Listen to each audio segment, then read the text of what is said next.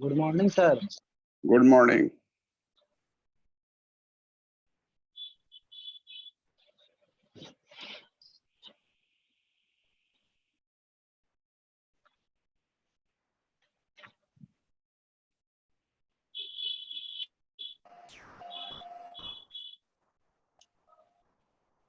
प्रणाम सर। खुश रहिए।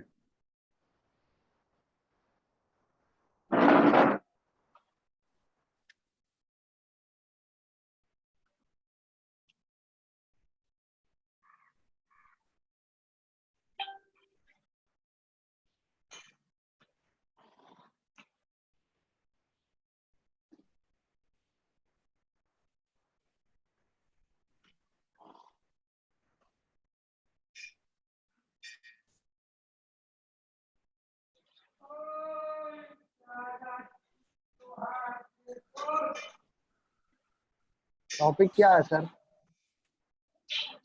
चित्र खींचना है। अभी ये जो चित्र बोर्ड पर बना रहा है जी।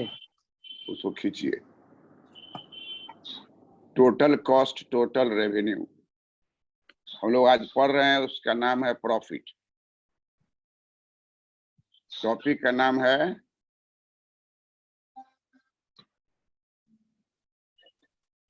प्रॉफिट।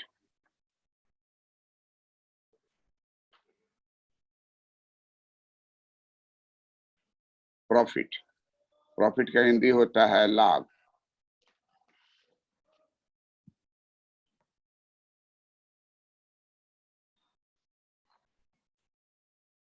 गौर से देखिए कि यहीं पर मैक्सिमम लाभ है।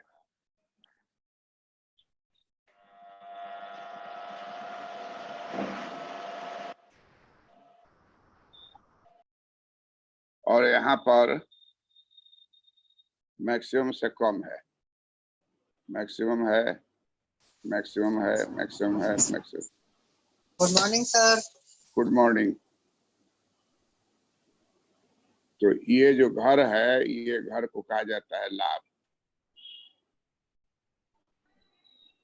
ये मछली के आकार का होता है, मछली के आकार का रहता है, बीच में बन जाता है। मछली के आकार का बीच में बन जाता है। यही मछली का पेटी समझिए। जो पेटी होगा वही मैक्सिमम होगा बीच में स्थिति।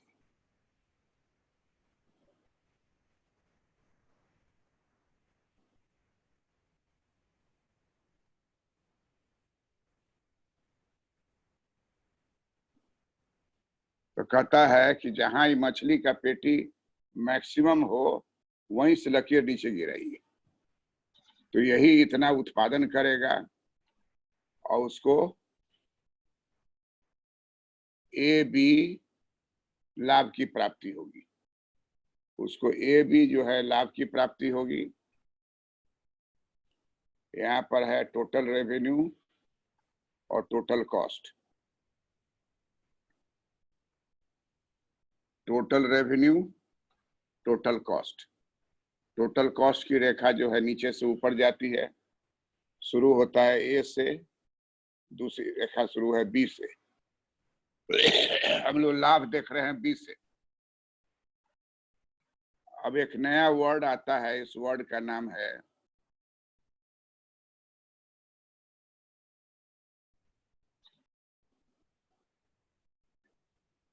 इनोवेशन।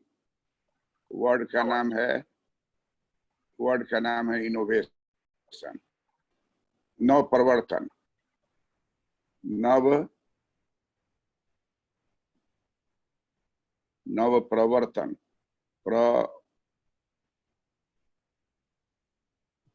प्रवर्तन।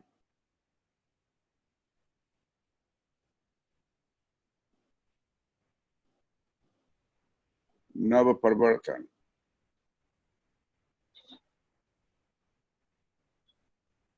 नव प्रवर्तन, इनोवेशन। इनोवेशन और इन्वेंशन अलग अलग शब्द है। इन्वेंशन का अर्थ होता है आविष्कार। नव प्रवर्तन का अंग्रेजी होता है इनोवेशन। आविष्कार का होता है, आविष्कार का होता है इन्वेंशन। इन्वेंशन या डिस्कवरी। डिस्कवरी खोज होता है। तो खोज हो गया ना। अच्छा, तुम ये करो, म्यूट करो। तो इन्वेंशन का आविष्कार हुआ, डिस्कवरी खोज को कहते हैं, खोजा गया। भारत को कब कौन खोजा था? उद्देश्य वास्को डी गामा सर। कब खोजा था?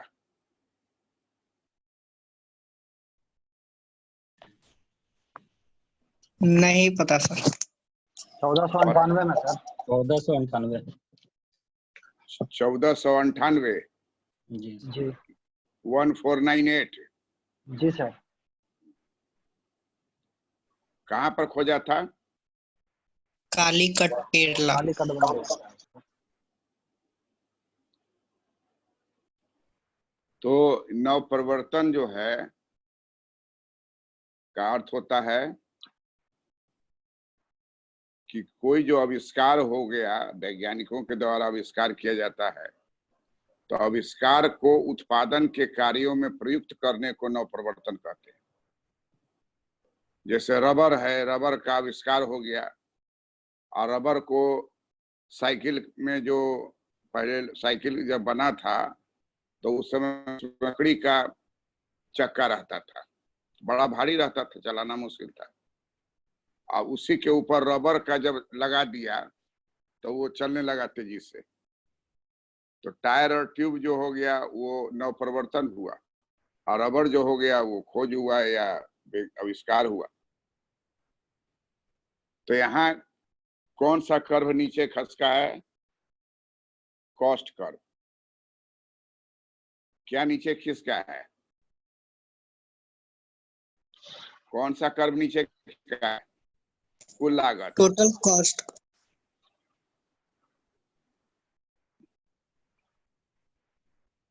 कुल लागत।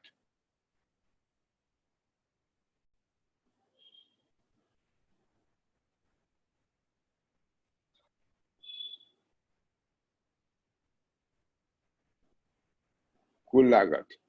और टोटल रेवेन्यू को कहते हैं कुल आगम।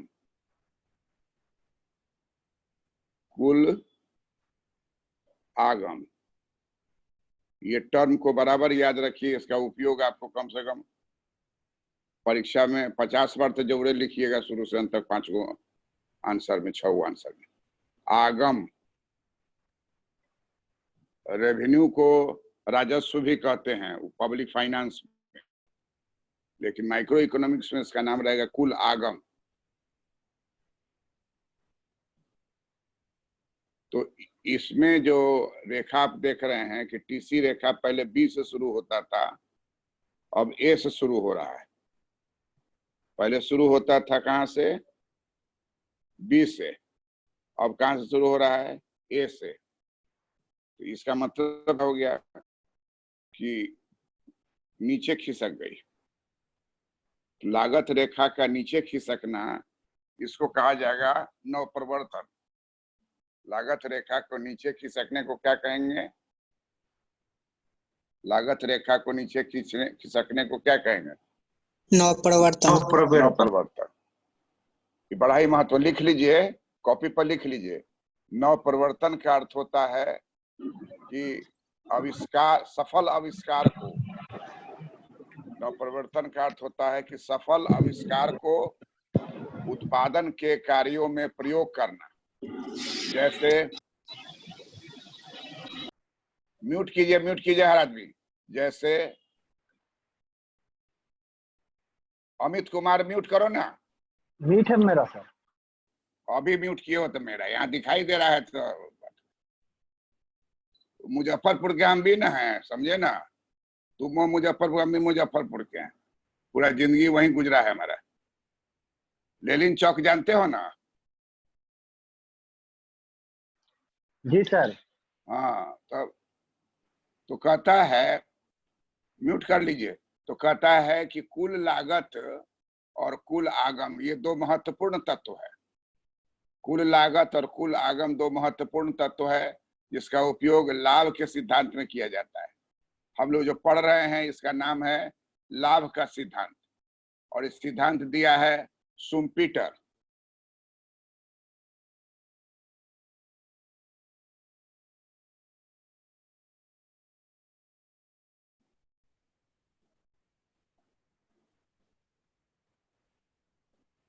शुम्पीटर। लाभ का सिद्धांत कौन दिया है? शुम्पीटर। लाभ का सिद्धांत कौन दिया है? शुम्पीटर।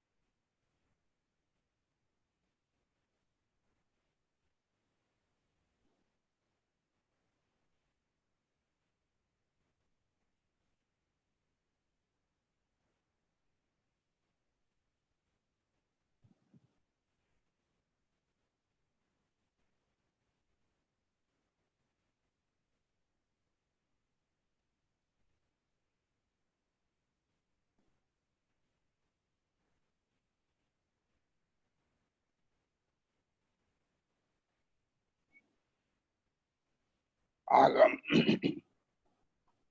कुल लागत का शुम्पीटर का स्पेलिंग क्या है? हेमंत देख के बोलो तो।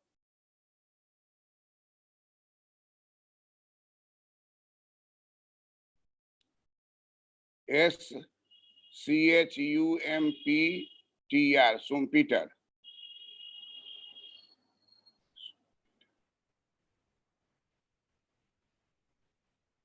शुम्पीटर। शुम्पीटर।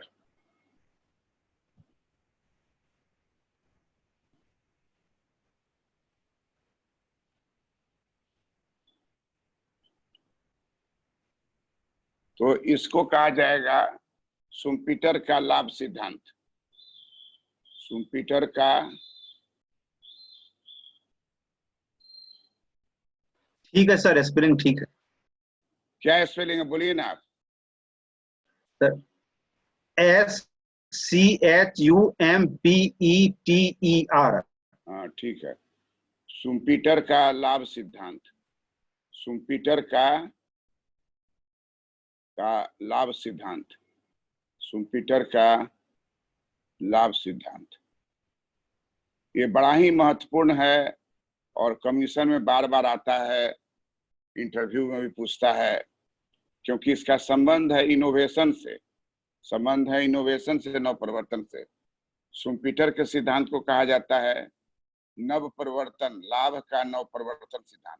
ये चित्र बन गया है ना? हाँ सर। हाँ, चित्र बना के भेजिए व्हाट्सएप पर।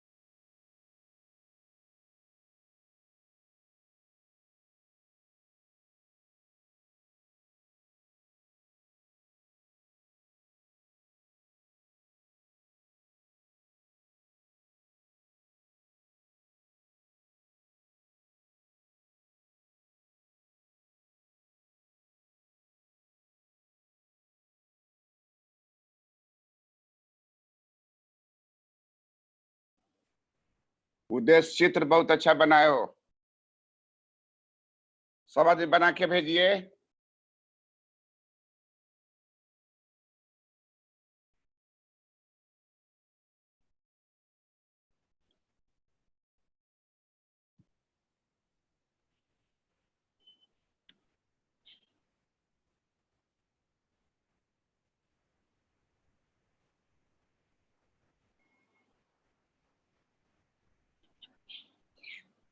लाभ का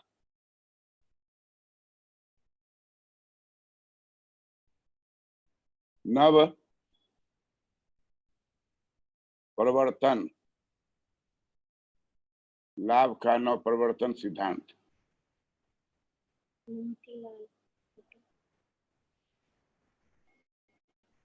लाभ का नव परिवर्तन सिद्धांत, लाभ का नव परिवर्तन सिद्धांत, लाभ का नव परिवर्तन सिद्धांत।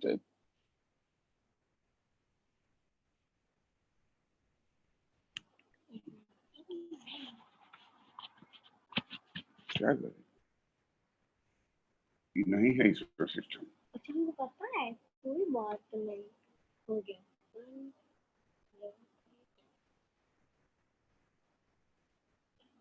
जो खींचे से चला गया सब, कहाँ खींचे थे? ऊपर लिखे थे ना पूरे टोटल।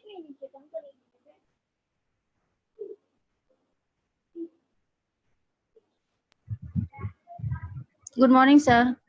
Good morning. लाभ का नव परिवर्तन सिद्धांत।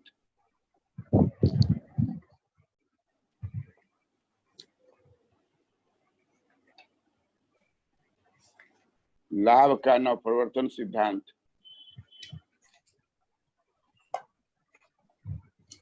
इस सिद्धांत का नियम है कि टोटल रेवेन्यू जो होता है वो होता है प्राइस इनटू क्वांटिटी, और टोटल कॉस्ट जो होता है वो होता है रेंट,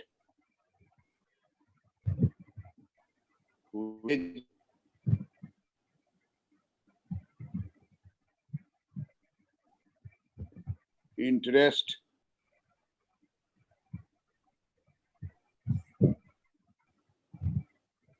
प्लस प्रॉफिट। ये जो प्रॉफिट है एक्चुअली इसी का नाम होता है नॉर्मल प्रॉफिट। मिल गया आपको तो हो गया।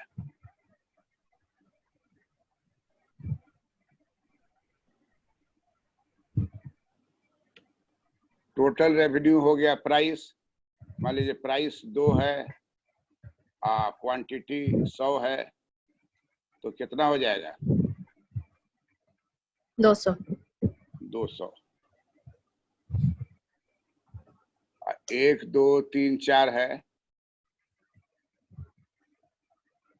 तो रेंट मान लीजिए 50 है, वेज 50 है, इंटरेस्ट 50 है, प्रॉफिट 50 है, तो टोटल कितना हो जाएगा? 200।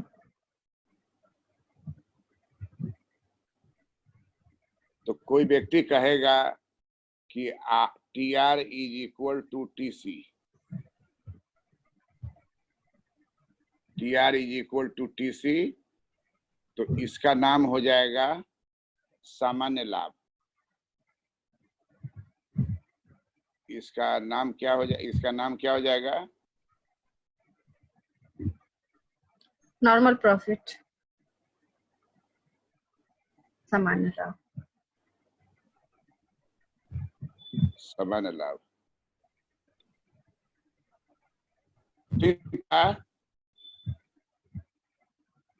TR is equal to TC है, तो उसको सामान्य लाभ क्यों कहते हैं? कोई आदमी बताइए। TR is equal to TC है, उसको सामान्य लाभ क्यों कहते हैं? इसलिए कहते हैं सर क्योंकि जितना कॉस्ट लगा रहे हैं उतना ही हमको गेन हो रहा है, ना उससे ज्यादा ना उससे कम। कॉस्ट लगा रहे हैं तो उस कॉस्ट में नॉर्मल प्रॉफिट भी ना है। जी सर, इसलिए जुड़ा हुआ है। इसलिए इसको नॉर्मल प्रॉफिट कहा जाता है। प्रश्न ये है कि कॉस्ट बराबर है आमदनी, तो फिर हमको फायदा क्या हुआ? जो लगाए उतना पाए।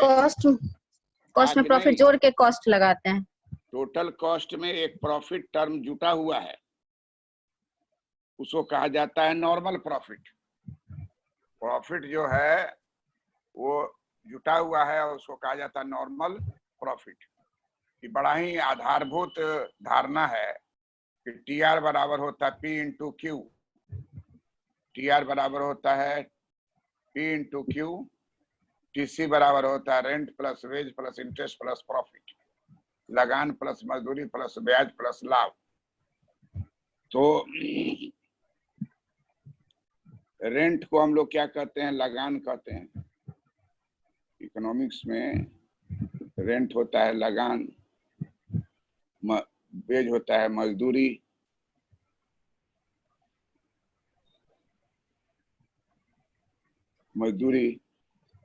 इंटरेस्ट होता है ब्याज,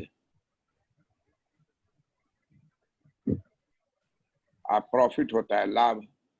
तो कहता है कि जो आप काम कर रहे हैं तो उस टोटल कॉस्ट में आप रेंट जोड़ लिए, वेज जोड़ लिए, इंटरेस्ट जोड़ लिए और प्लस प्रॉफिट भी जोड़ लिए आप।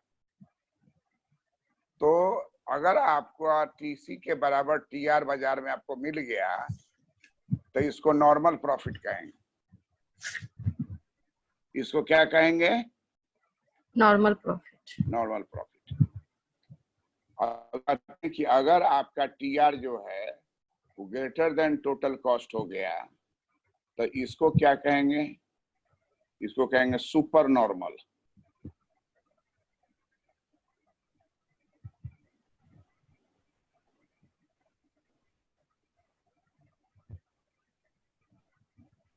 असामान्य लाभ। सुपर नॉर्मल प्रॉफिट को कहते हैं असामान्य लाभ।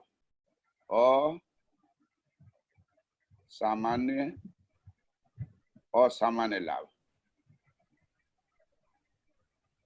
और अगर मान लीजिए आपका टीआर जो है वो लेस है टीसी से, तो उसका नाम हो जाएगा हानि।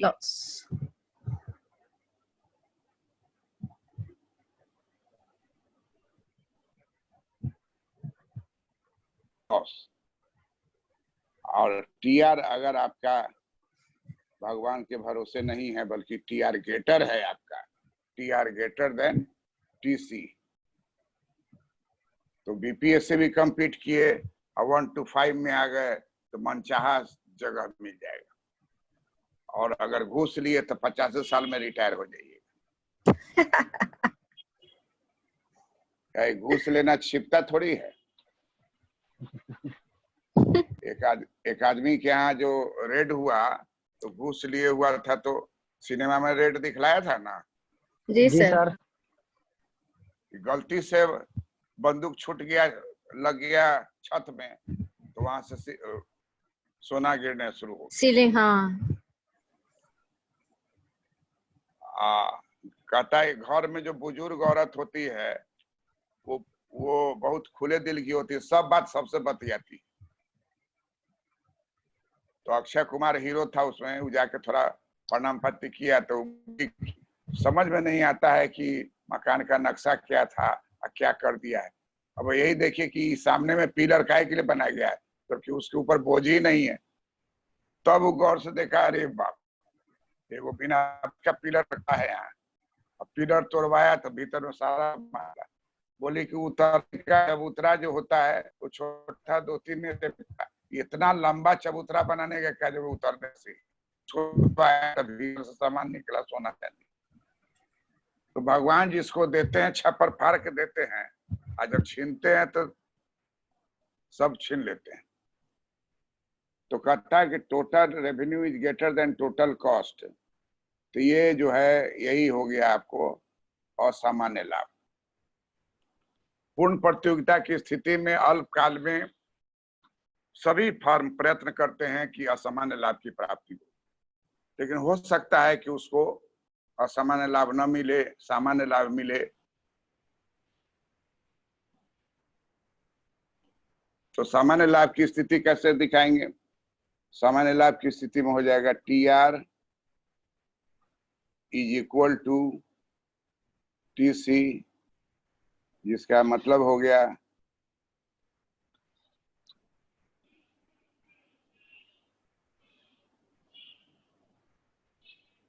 सामान्य लाभ, जिसका मतलब हो गया सामान्य लाभ। TR greater than TC, TR less than TC, TR greater than TC, TR equal to TC। ये अर्थशास्त्र का बहुत ही महत्वपूर्ण है, धारणा है। इसको बहुत जगहों पर आप प्रयोग करेंगे। और सामान्य लाभ और हानि दीर्घकाल में बराबर सामान्य लाभ मिलता है। क्यों ऐसा होता है पूर्ण प्रतियोगिता की स्थिति में? क्योंकि हानि होने पर बहुत सारा फर्म उद्योग को छोड़कर बाहर चला जाएगा, और असामान्य लाभ होने पर बहुत सारे फर्म बाहर से आपको भीतर आ जाएंगे, बाहर से भीतर आ जाएंगे। तो इसलिए कहता है कि हर हालत में TR greater than TC, TR equal to TC, TR less than TC, इसी तीन स्थिति से उद्यमी के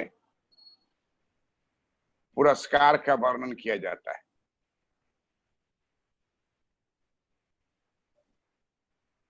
अब आप देखिए, एक चित्र बना रहे हैं।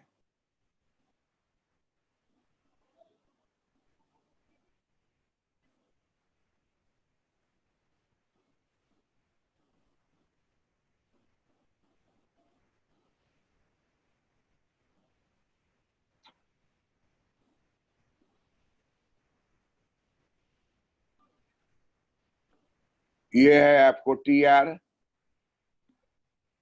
और ये भी है TR। ये 1 है, I 2 है, I टोटल कॉस्ट है, ये 1 है। तो 1 और 1 दोनों को मिलाते हैं तो यहाँ मछली का पेट सबसे ज्यादा है, इसी को लेते हैं। प्रॉफिट हो गया AB, और प्रॉफिट AB हो गया, यही घर उसको मिल रहा है प्रॉफिट, यही मैक्सिमम प्रॉफिट है। और वो कहाँ पर है? जहाँ मैक्सिमम है वहां है, पूरा प्रॉफिट का घर है। लेकिन वो चुनता है किसको? वो चुनता है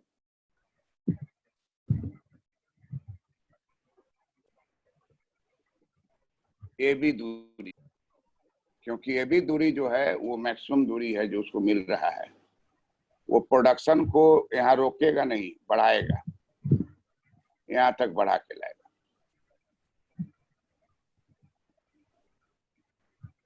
अब नवप्रवर्तन होता है। मान लीजिए कि लीची का उत्पादन कर रहा है, कुछ का उत्पादन कर रहा है, तो अब वो पैकिंग का, डिजाइनिंग का, पैकिंग ये सब जो है उसको, तो अब टोटल रेवेन्यू जो है ये बढ़ के हो गया T1 से बढ़ के हो गया T2, TR1 से हो गया TR2, और टोटल कॉस्ट ज्यों का त्यों रह गया। तब आप देख लीजिए कि अब जो प्रॉफिट होगा वो यहाँ से यहाँ तक होगा। प्रॉफिट का मात्रा क्या हो गया? बढ़ गया। बढ़ गया। BA था, अब हो जाएगा BA1। तो BA जो है इससे बड़ा है BA1। इसका मतलब हो गया कि असामान्य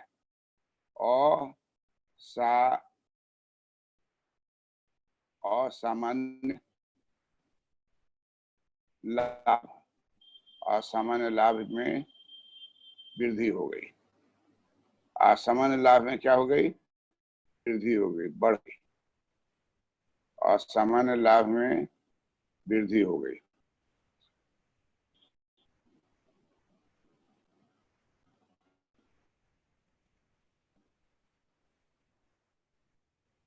असामान्य लाभ जो ये है ये बढ़ गया, असामान्य लाभ में वृद्धि हो गई। अब हम लोग देख रहे हैं कि जो एरिया मछली का बन रहा था, अब वो मछली का बहुत बड़ा एरिया बन गया और ये भी प्रॉफिट जो हो रहा था हो गया। BA1 यहाँ पर होगा TR, यहीं पर होगा TC, यहीं पर होगा लाभ Y एक्सिस पर। X एक्सिस पर आपको होगा उत्पादन।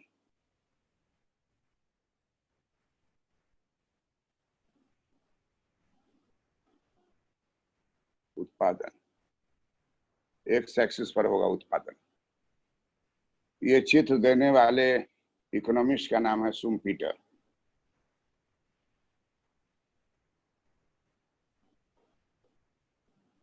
शुम्पीटर कहते हैं कि रेवेन्यू को बढ़ा दीजिएगा, TR में वृद्धि कीजिएगा तो भी लाभ हो जाएगा,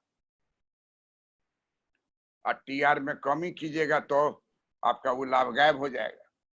तो TR में वृद्धि कैसे करेंगे? जैसे लीची है तुरंत पक जाता है, सड़ जाता है, केला जो है तुरंत पीला से काला हो जाता है, तो उसको ऐसा क्या पैकिंग डेवलप कीजिए कि 30 दिन तक वो ज्यों का त्यों रहे, 40 दिन तक ज्यों का त्यों रहे, 60 दिन तक ज्यों का त्यों रहे। तो इससे फायदा क्या होगा?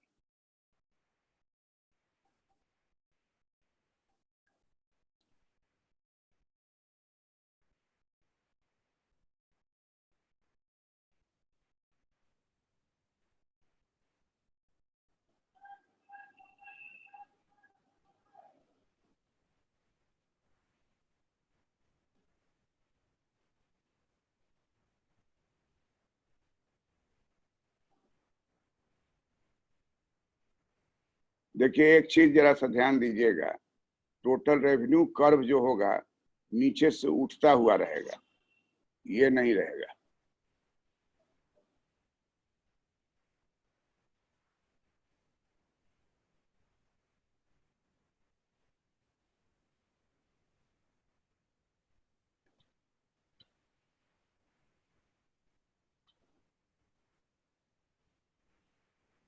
आपका टोटल कॉस्ट शुरू होगा यहाँ से,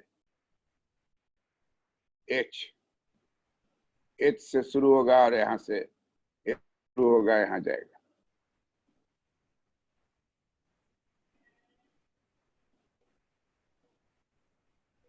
माने अपवर्ड स्लोपिंग होगा।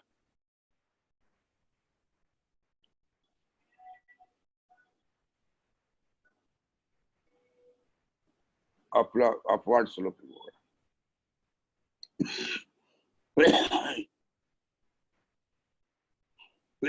इस डिस्टेंस को हटा देना।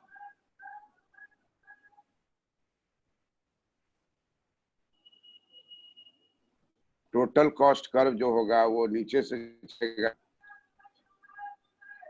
नीचे से जब भी उठेगा एस से उठेगा, एस से उठ के चला जाएगा, जब भी उठेगा एस से उठ के चला जाएगा, एस से चला जाएगा। Upward sloping. टोटल कॉस्ट बराबर क्या होता है? अपवर्ड स्लोपिंग होता है।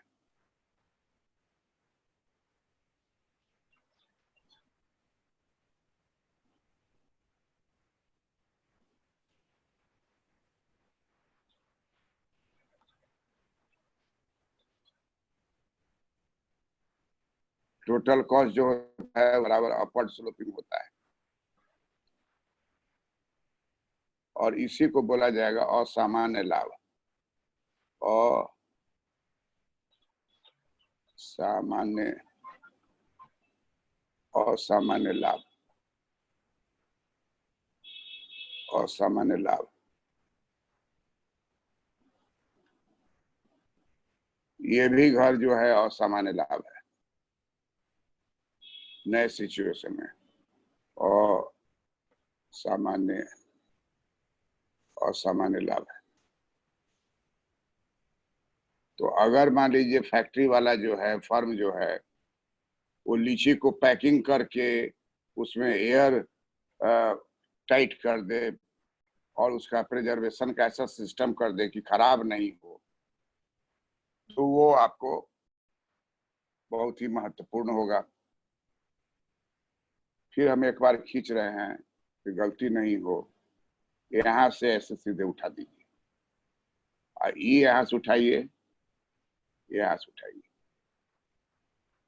आराम से जहां मैक्सिमम है वहां गिराइए। अब पहले था ए बी,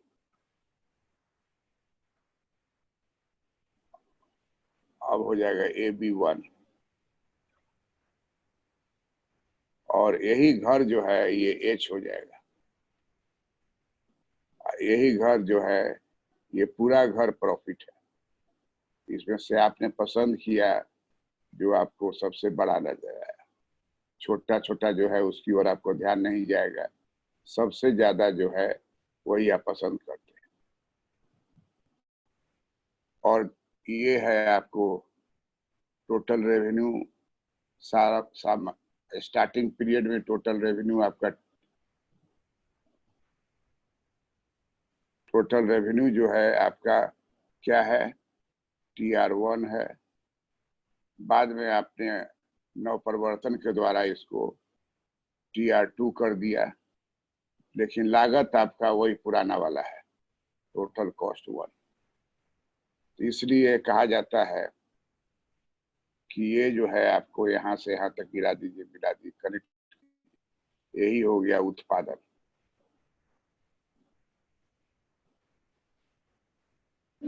उत्पादन, यही क्या हो गया उत्पादन। यहाँ Y हो X और Y हो गया, यहाँ TC है, TR है और लाभ है। 3 आइटम जो है Y एक्सिस पर है। तो TR, T2, TC, और TC पर ध्यान रखना है कि डाउन नहीं हो। हमको खींचने में डाउन हो गया था तो दोबारा हमको बनाना, एकदम हाथ रखिए H पर, सराक से ऊपर ले जाइए, क्योंकि टोटल कॉस्ट बराबर जो है इंक्रीजिंग होता है, और जहां हाथ रखे हैं वो फिक्स्ड कॉस्ट है। कोई पूछे कि H क्या है तो बोलिए टोटल फिक्स्ड कॉस्ट, और इसके ऊपर क्या है तो टोटल वेरिएबल कॉस्ट। दोनों जोड़ेंगे तो टोटल कॉस्ट। टोटल कॉस्ट बराबर क्या होता है, total fixed cost plus total variable cost. Total fixed cost, total variable cost. इसका उपयोग कब कीजिएगा, इन्वेस्टमेंट से लाभ का संबंध दिखलाना हो, इन्वेस्टमेंट से लाभ का संबंध दिखलाना हो तो सुम्पीटर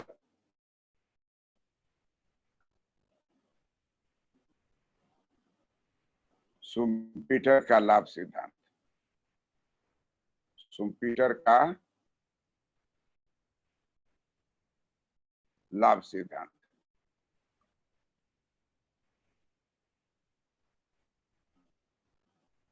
सुम्पीटर कहते हैं कि पूंजीवादी अर्थव्यवस्था में उसी को लाभ मिलता है जो कि अधिक से अधिक नवप्रवर्तन करता है।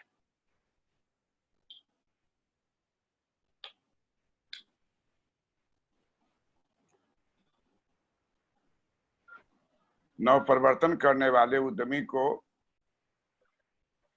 लाभ की प्राप्ति होती है।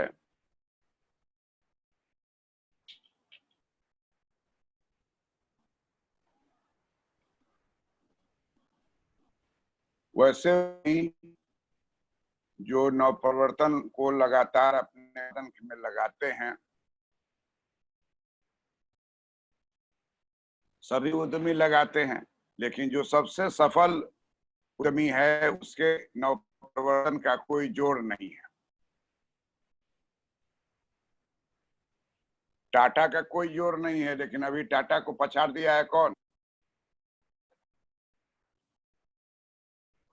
अंबानी से। अंबानी।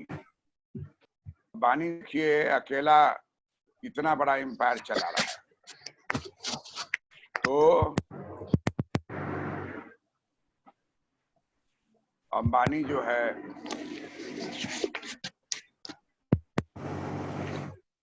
अमित, तुम ये करना, क्या बोलते हैं उसको, जी सर। उसको बंद करके रखो, म्यूट कर दो, बहुत आवाज आता है। तो कहता है कि हर हालत में शुम्पीटर का कहना है, शुम्पीटर का कहना है कि हर हालत में लाभ उसी को मिलेगा जिसका नवप्रवर्तन सबसे सफल हो। इसलिए इनका कहना है कि लाभ का कारण है नवप्रवर्तन।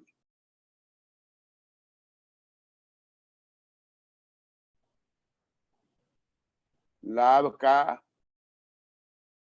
कारण और परिणाम, लाभ का कारण और परिणाम दोनों जो है नवप्रवर्तन है। नवप्रवर्तन को इतना ज्यादा महत्व दिया कि आज संसार में नवप्रवर्तन का परचम लहरा रहा है। शुम्पीटर महोदय ने कहा कि नवप्रवर्तन लाभ का कारण भी है और परिणाम भी है। लाभ का कारण और परिणाम नवप्रवर्तन है, दोनों नवप्रवर्तन। नवप्रवर्तन जब होने लगता है तो और विनियोग होगा और उत्पादन होगा और लाभ होगा और फिर और नवप्रवर्तन होगा। तो नवप्रवर्तन जो है सतत प्रक्रिया है। सतत प्रक्रिया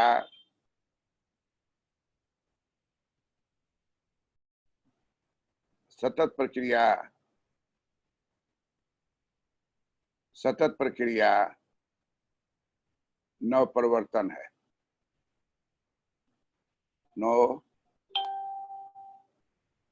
परिवर्तन है, सतत प्रक्रिया नवप्रवर्तन है, सतत प्रक्रिया नवप्रवर्तन है। शुम्पीटर का कहना है कि कोई वैज्ञानिक आविष्कार कर दिया, आविष्कार करके समाज के सामने ले आया, सरकार के सामने ले आया, संस्था के सामने ले आया। उस आविष्कार को आज के जमाने में बड़े बड़े पूंजीपति उससे खरीदते हैं। पेटेंट राइट उसका होता है तो उसका रॉयल्टी देते हैं, तब जाके उसके खोज को उत्पादन के प्रक्रिया में डाल के अब प्रेशर कुकर बन गया। स्टीम का आविष्कार किया कौन? James Watt. शुम्पीटर महोदय कहते हैं कि United pressure cooker, precious pressure cooker, बहुत तरह का प्रेशर कुकर हो गया। वो कंपनी को रॉयल्टी देना पड़ेगा जिस आदमी के नाम से पेटेंट होगा। तो कहता है कि आज के जमाने में पेटेंट जो है, पेटेंट राइट, ये इंटरनेशनल लेवल पर ये स्थापित रहता है। कोई भी उसका नकल नहीं कर सकता है। जो भी उसका यूज करेगा उसको लाभ, उसको अपने कमाई में से पेटेंट राइट के बदले में फीस देना पड़ेगा, रॉयल्टी देना पड़ेगा। लाभ का कारण और परिणाम नवप्रवर्तन है। Profit is the cause and effect of innovation. Profit is the cause and profit is the cause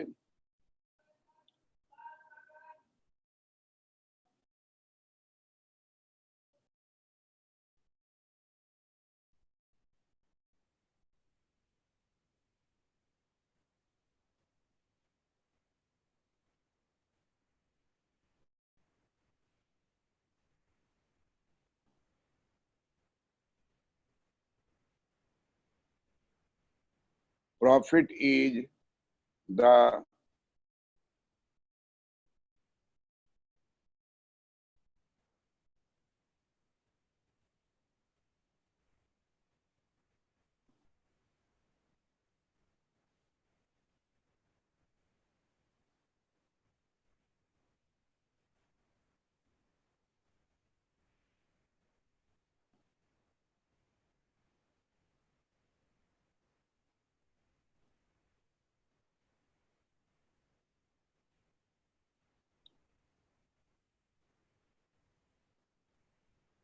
profit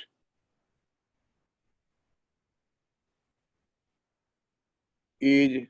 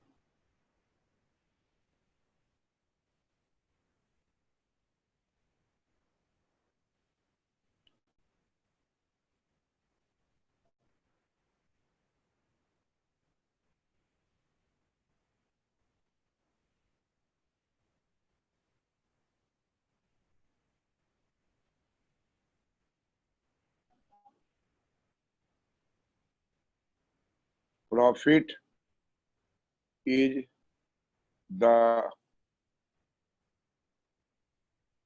cause and effect. Cause and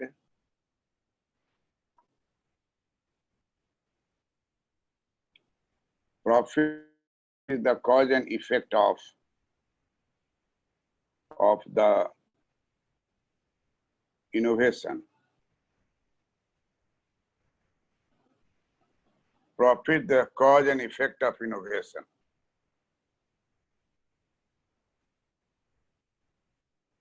कहता है कि अगर आप ये लाइन लेते हैं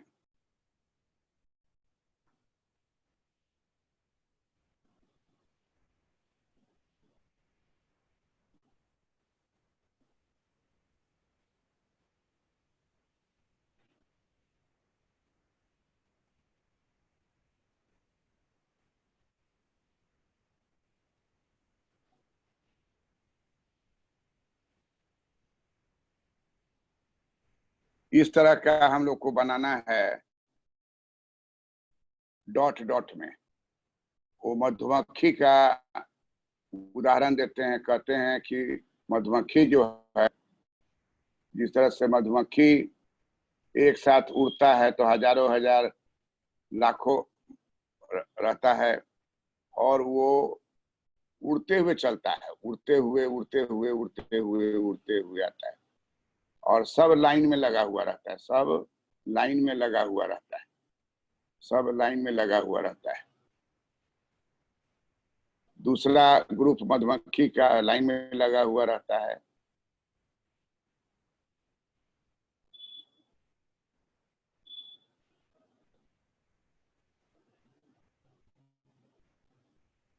तीसरा ग्रुप मधुमक्खी का लाइन लगा हुआ रहता है।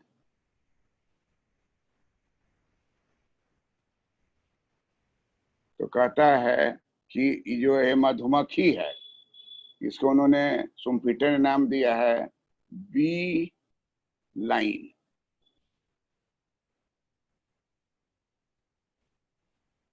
बी लाइन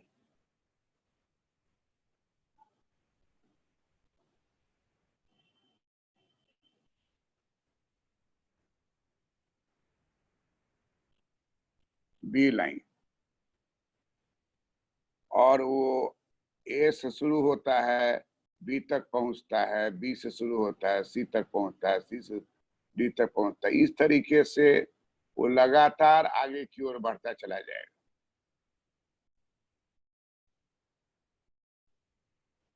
ये आपका टाइम हो गया। टाइम के साथ साथ नव परिवर्तन हो गया। डॉटेड जो है वो नव परिवर्तन को बतलाता है। नव परिवर्तन, नव प्रवर्तन,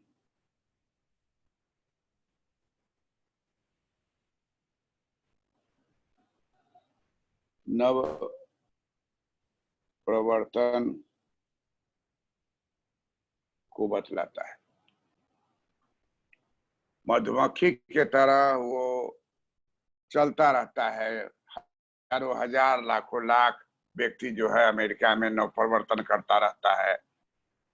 एक वैज्ञानिक नहीं अनेक है जो बैठ के यही काम करता है, और अगर सफल हो गया तो उसको सरकार से बहुत तरह का सुविधा मिल जाता है, और पेटेंट राइट हो गया उसका। नवप्रवर्तन अगर सफल हो गया तो उसका पेटेंट राइट करा लेता है। पेटेंट जब हो गया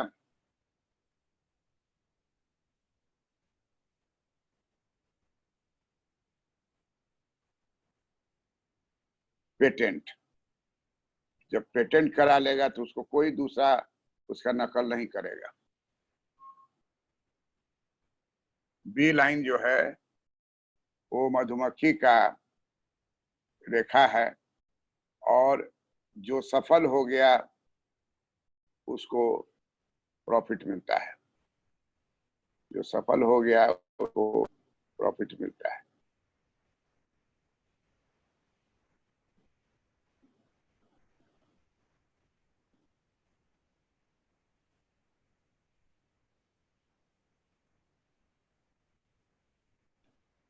तो A B C D E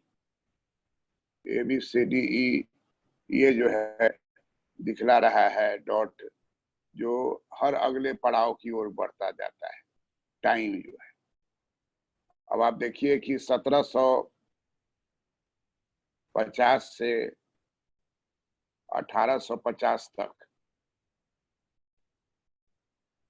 United kingdom England में 665 आविष्कार हुए।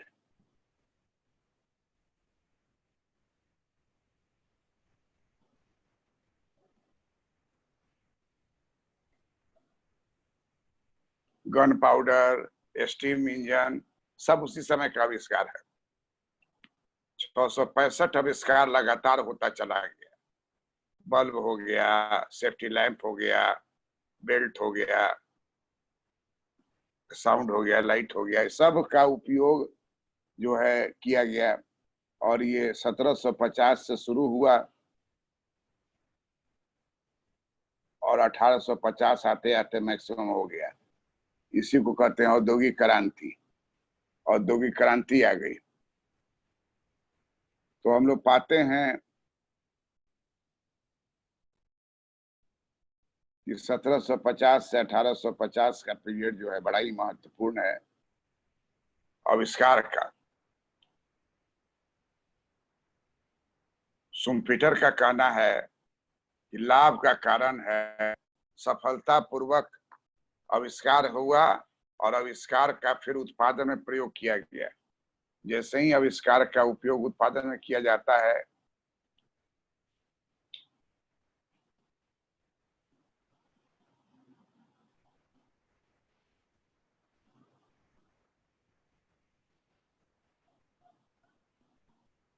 वैसे ही लाभ की प्राप्ति होती है। इसी का नाम है शुम्पीटर का लाभ सिद्धांत, शुम्पीटर थ्योरी ऑफ प्रॉफिट। इसका नाम क्या हो गया?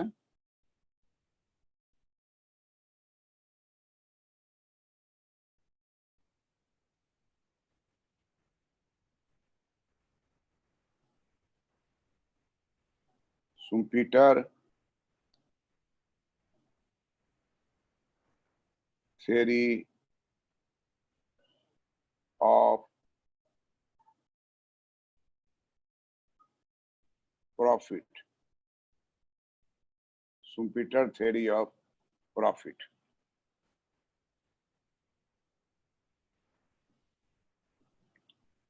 हम लोग दूसरा नाम दे रहे हैं जिसका नाम है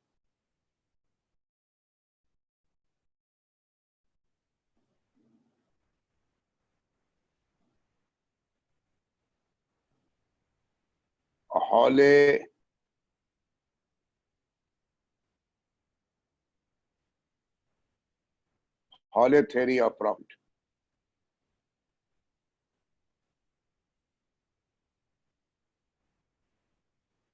हॉले थ्योरी ऑफ प्रॉफिट में सबसे महत्वपूर्ण बात क्या है कि ये बोलते हैं रिस्क थ्योरी है। इसका नाम हो गया risk theory of profit, risk theory of profit, risk theory of profit.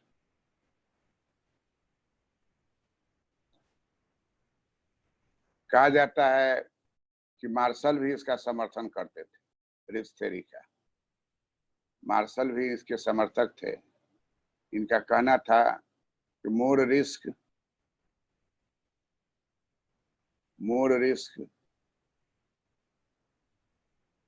More profit.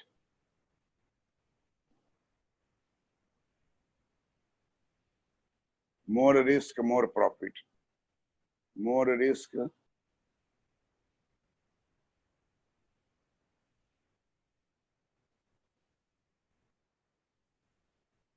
Risk more profit. तो मार्शल ने भी इसका समर्थन किया था। इसलिए अगर हॉले मार्शल आ गया या मार्शल हॉले आ गया तो भी यही लिखना है। और वैसे ज्यादा पॉपुलर ये हॉले के नाम से है। हॉले थ्योरी ऑफ प्रॉफिट के अनुसार जिस व्यापार में जोखिम होता है, जोखिम के बदले में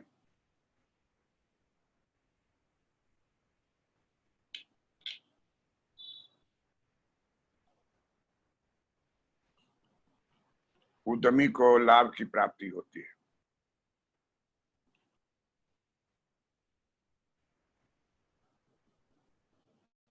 जोखिम उठाता है और व्यापार करता है, अपनी पूंजी को लगाता है। जोखिम में अगर फंस गया तो उसका पूंजी डूब जाएगा, और जो जोखिम को झेल गया तो उसको प्रॉफिट मिलता है। जोखिम किसे कहते हैं? जैसे risk of fire. Risk of fire का मतलब हुआ कि आपका फैक्ट्री है, आग लग गया, ये जोखिम है आपको। तो कहता है कि risk of fire, risk of accident, दुर्घटना हो गई, अचानक दुर्घटना हो गई, मशीन टूट के गिर गया, कुछ हुआ, ब्रेक डाउन हो गया, तो कहता है कि profit is risk, profit is reward for risk bearing activity. Profit is reward for risk bearing activity. जोखिम उठाने के बदले में जो पुरस्कार मिलता है उसी को रिस्क कहा जाता है।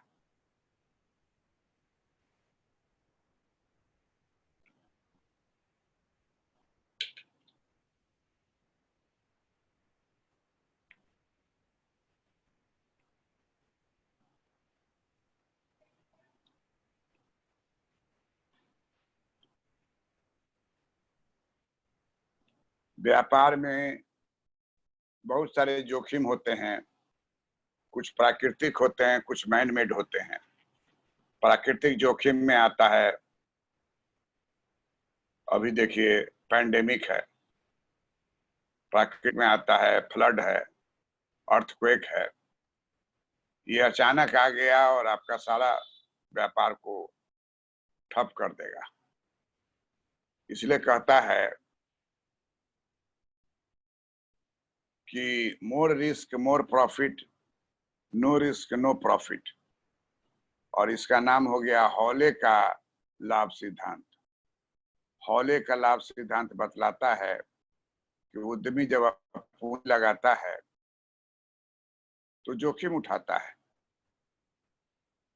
और उस जोखिम को अगर सफलतापूर्वक झेल गया तो उसको लाभ की प्राप्ति होती है।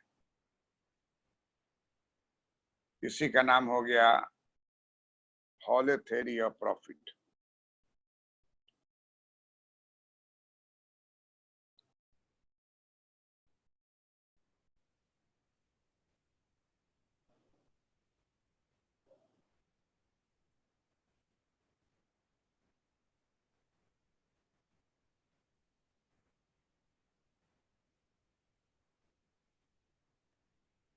अनसर्टेनिटी, लाभ से बराबर क्वेश्चन आता रहता है, अब बहुत आसान भी है।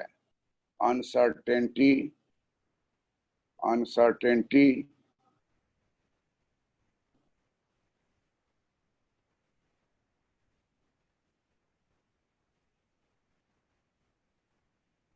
uncertainty theory of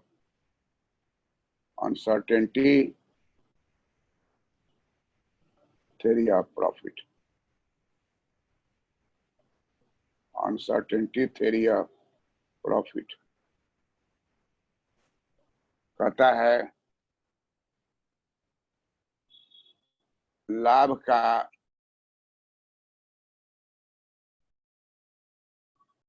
अनिश्चितता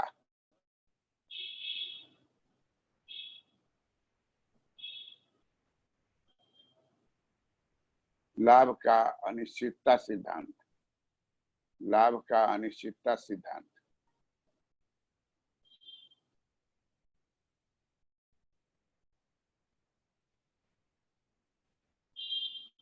F.H. Knight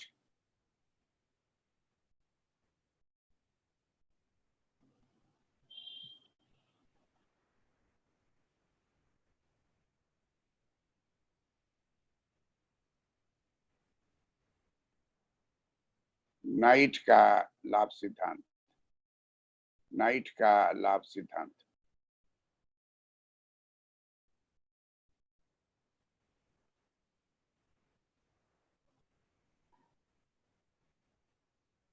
ये 1921 ईस्वी में आया था और पूरा धूम मचा दिया और कहा ही कि risk is not the cause of profit. पूरा हौले के सिद्धांत को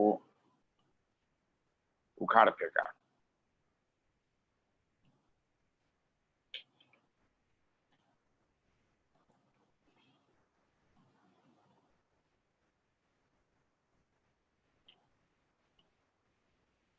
नाइट महोदय कहते हैं कि लाभ का सिद्धांत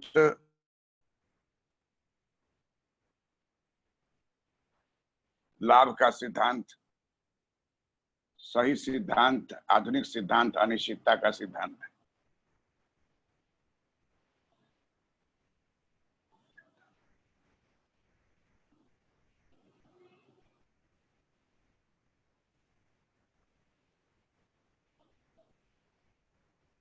लाभ का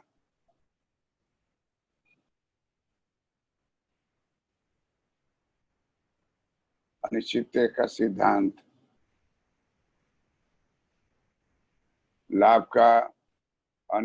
का सिद्धांत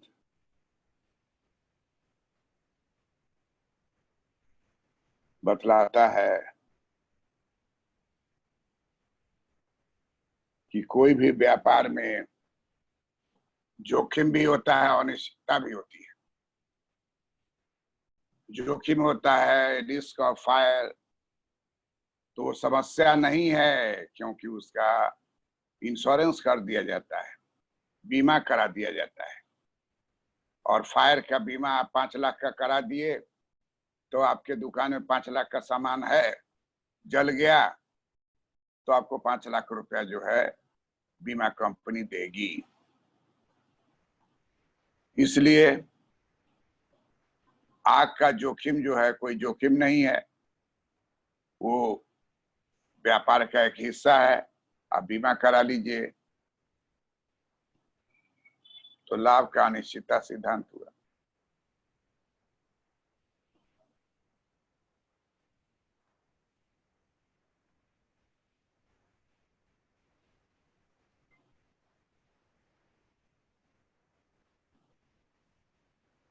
लाभ का अनिश्चितता सिद्धांत कहता है कि risk of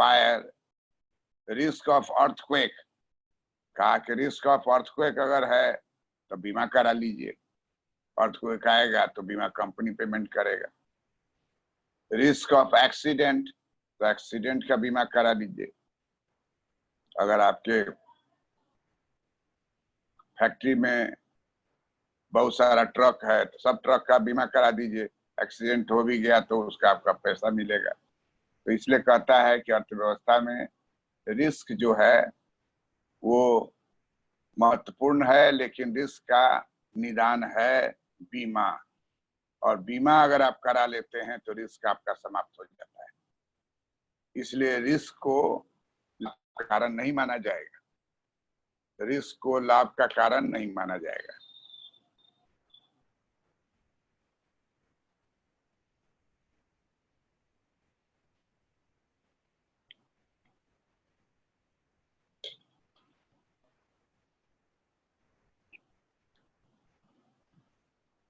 Risk is not the cause of profit.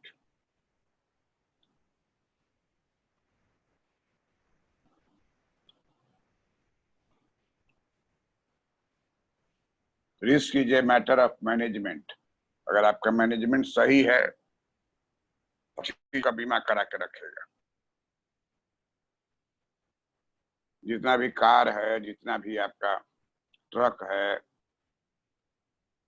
Jeep है, फैक्ट्री में सब चीज रहता है, सबका बीमा हो जाएगा। जितना भी कंप्यूटर है, फिट्स है,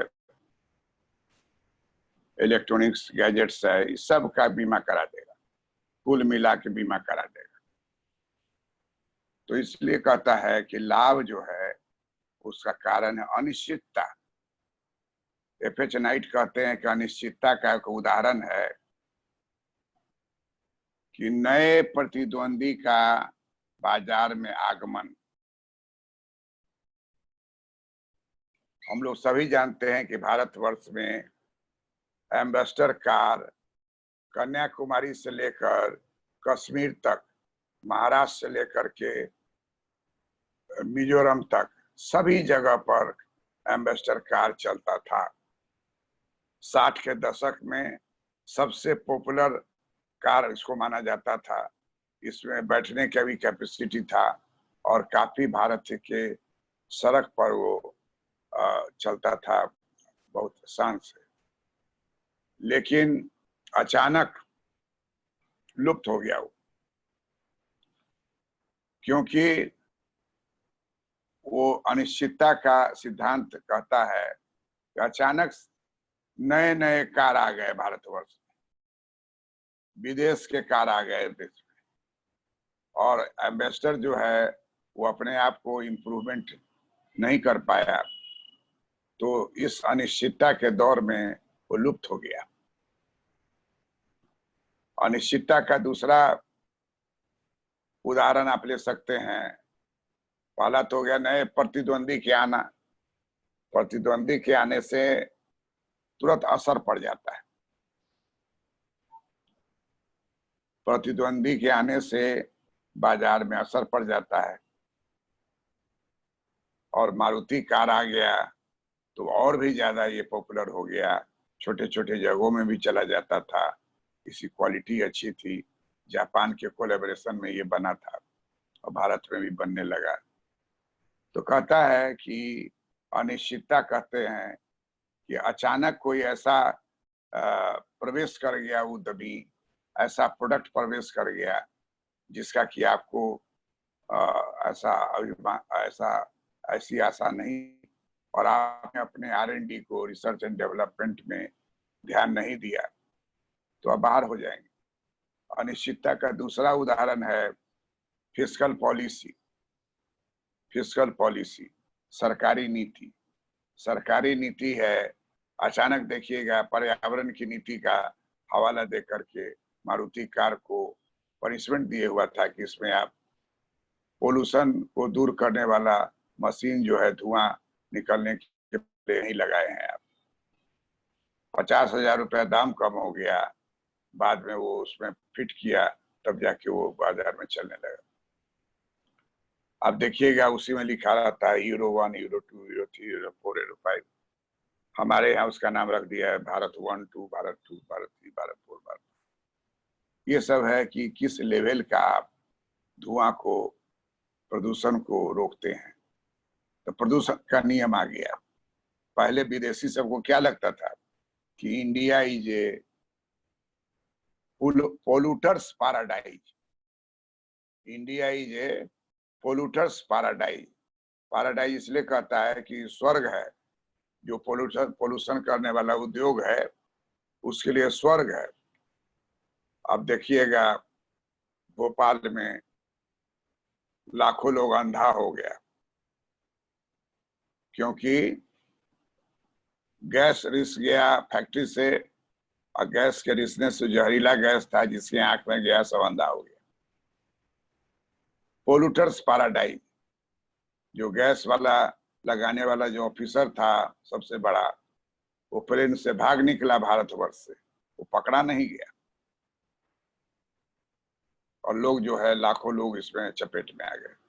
तो इसी को कहा जाता है कि पोल्यूटर्स पैराडाइज जो है भारत को विदेश मानता है, क्योंकि यहाँ का कानून में कुछ ऐसी कमी रह गई है जो विदेशी इसका लाभ उठा करके पोल्यूशन करने वाला फैक्ट्री भारत में लगा देता है। और दूसरा है कि सरकारी नीति में परिवर्तन। सरकारी नीति में परिवर्तन अगर हो गया तो सरकार जो है मार्केट को लिबरल कर देगी, मार्केट को फ्री कर देगी, तो बहुत सारे प्रतिद्वंदी आ जाएंगे। नंबर 3 है प्रतियोगिता में वृद्धि। अगर सरकार कुछ फेवर करती है तो प्रतियोगिता को कमजोर कर सकती है। फ्री ट्रेड अगर है और आने जाने पर कोई रोक नहीं है, तो इससे क्या होगा कि देश में बहुत तेजी से प्रतियोगिता बढ़ेगी। आज हमारे यहाँ कार उद्योग,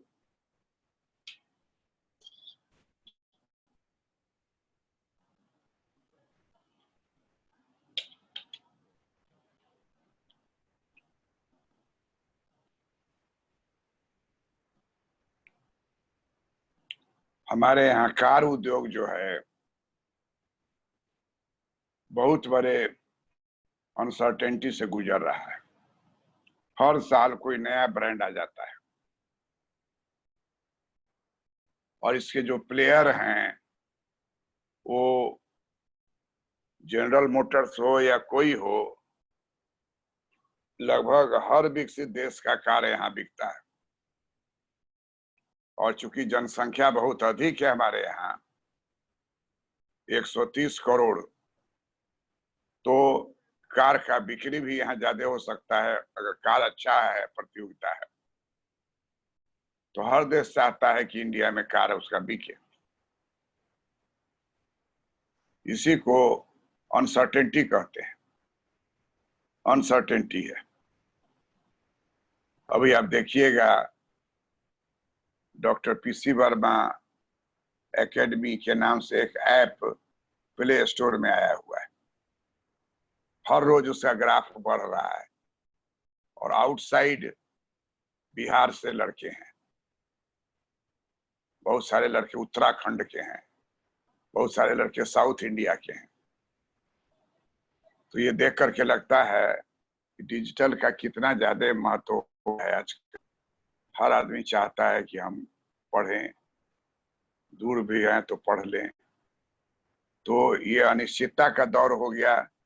जो एस्थेटिक रूप से पढ़ाने का काम कर रहे थे, लॉकडाउन में वो सब बंद है, लेकिन ऑनलाइन वाले का बंद नहीं है। और प्रवृत्ति जो है ऑनलाइन का इतना बढ़ गया है कि आप देखिएगा तो हर चीज का वहां आपको पढ़ाने वाला मिल जाएगा। गाना गाने वाला, डांस करने वाला, कविता पाठ करने वाला, ग्रामर अंग्रेजी का विज्ञान, सब चीज आप डालिए वहां रेडी है। और बहुत अच्छे अच्छे प्लेयर हैं।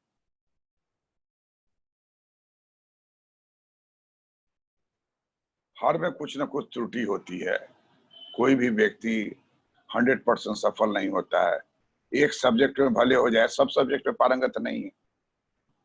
कुछ लोग जो है जानबूझ के वैसे चीज को पढ़ाना शुरू कर देता है जिसमें उसकी एफिशिएंसी पूरी नहीं है, तो सफल नहीं हो पाएगा। क्योंकि आप गलत बोलेंगे, गलत लिखेंगे, इसका प्रभाव पड़ता है। कंसेप्ट क्लियर होना चाहिए आपका। क्लियर है तभी आइए, पढ़िए, पढ़ करके पढ़ाइए। कॉलेज में भी आप देखते होंगे कि हर टीचर पढ़ाता है क्लास में आकर, लेकिन कुछ टीचर पॉपुलर हो जाता है। हम लोग भी जो स्टूडेंट थे तो कोई खास टीचर का क्लास था तो कभी भी नहीं, कंसेप्शन एकदम क्लियर हो जाता था बैठे हुए। और किसी टीचर की क्लास में बोरियत होता था कि वो लिखिए लिखिए लिखिए, क्या लिख रहे हैं ये कोई कंसेप्शन क्लियर नहीं है। तो पढ़ाने में है कि रीडिंग भी हो, राइटिंग भी हो, लिसनिंग भी हो, इंटरैक्शंस भी हो। बहुत टीचर इंटरैक्शन को बर्दाश्त नहीं करता है, उसको लगता है कि डिस्टर्ब कर रहा है। डरे भी बहुत लड़का नहीं पूछता है, लेकिन जो लड़का दमखम का है, जानता है, तो उठ के पूछता है। उसका जवाब आपको देना होगा, आज नहीं दीजिए कल दीजिए।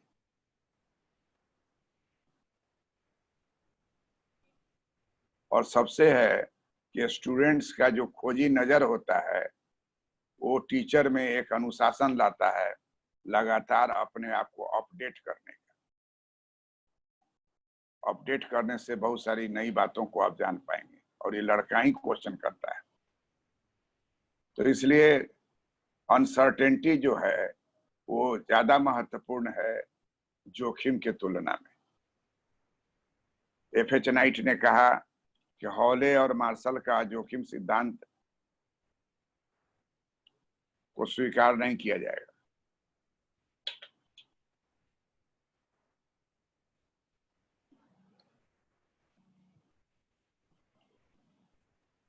क्योंकि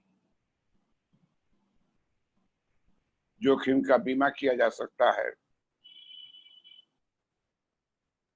जितना बड़ा जोखिम है उतना ही ज्यादा आपको बीमा देना पड़ेगा, प्रीमियम देना पड़ेगा, बीमा का प्रीमियम देना पड़ेगा, बीमा के लिए किस्त भुगतान करना पड़ेगा।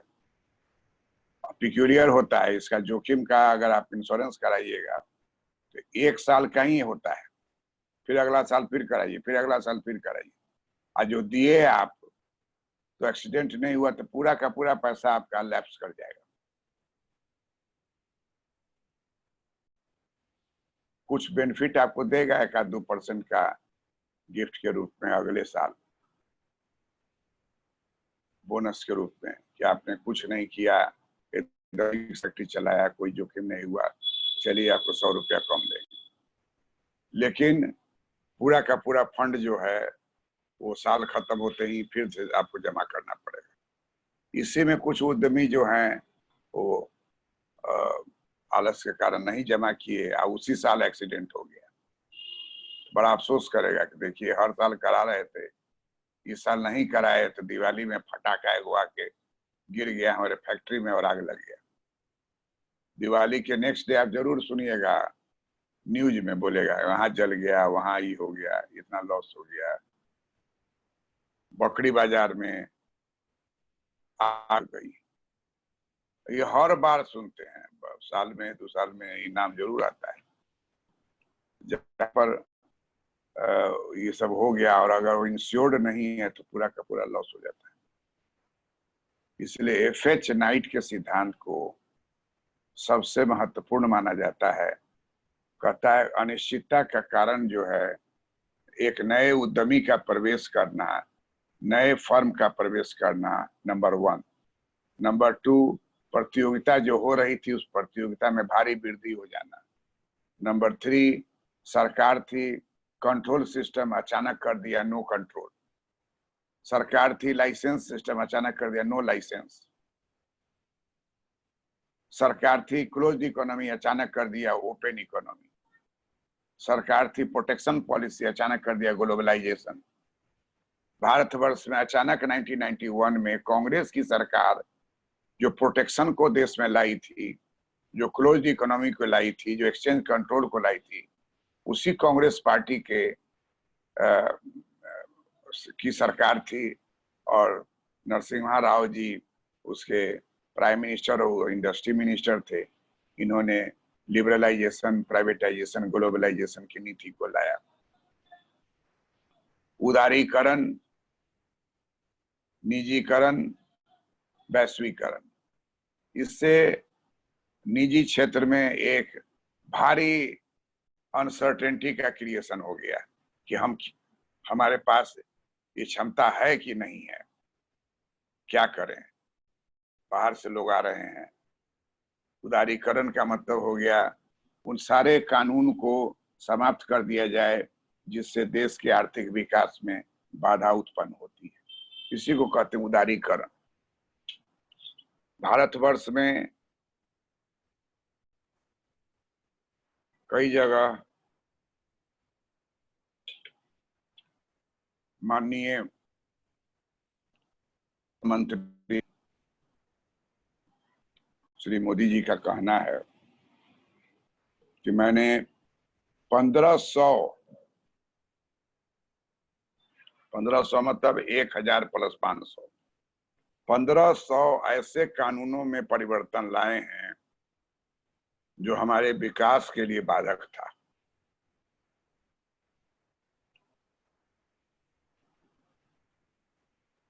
उस कानून को बदल दिए,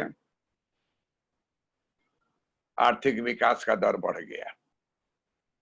क्या ऐसा कानून है? जैसे मान लीजिए पहला कानून था कि भारत सरकार का जो बॉगी बनाने का रेलवे का वैगन जो बनता है, वो वैगन का जो कारखाना है, उसमें जो बड़ा बड़ा रेलवे के लिए जो डब्बा बनता है,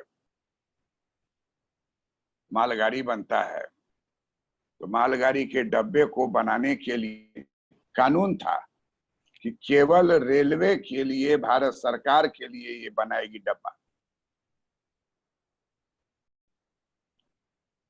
सरकार ने इस नियम को बदल दिया, कहा कि टाटा, बिरला, डालमिया, किर्लोस्कर, बजाज, अंबानी, बिरला, जितने भी उद्यमी हैं, उनका माल एक जगह से दूसरे जगह जाता है, उसके लिए रेल का डब्बा चाहिए। उतना डब्बा है नहीं, तो अच्छा होगा कि आप अपना 100 को डब्बा बनवा लीजिए, 50 को डब्बा बना लीजिए, धीरे धीरे करके 25 को बनाइए, फिर 25 को बनाइए। एक बार में लगातार जो है डब्बा जो है 20, 25, 30, 40 डब्बा को खींच के ले जाता है। तो अगर आप 40 को डब्बा बना लिए तो आप सीमेंट का उत्पादन कीजिए, ला दिए, सरकार इंजन देगी, लेके चला जाए, जहां ले जाना है, पोर्ट पर ले जाना है तो पोर्ट पर पहुंचा देगा, दूसरे शहर में पहुंचाना है तो पहुंचा देगा, दूसरे जगह जाना है तो पहुंचा देगा। और इसमें आपको कहीं कोई प्रॉब्लम नहीं है। डब्बा के ऊपर लिख दीजिए बिरला का डब्बा,